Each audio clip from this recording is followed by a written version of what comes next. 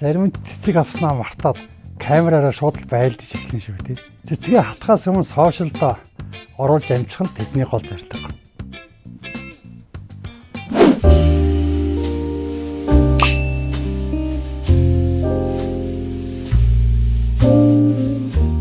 Цэцгийг харах гэж биш уушгаараа сурах гэж авдаг охтууд бий.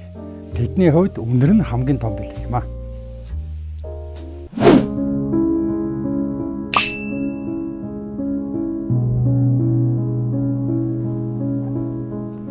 Цэцгээ амьд байлгахын тулд бараг мэс засал хийдэг охид бий. Тэдний хувьд маргааш нь нэг л дэлбээ унсан бол үхэл.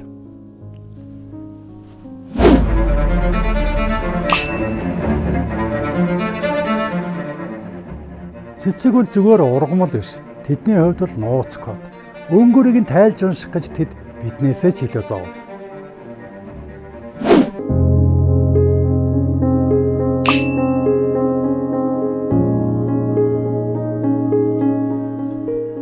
Хамгийн хөөрхөн нь л энэ. Цэцэг авсан биш, гим хийсэн юм шиг ичингүрээ зогсож байгаа биз.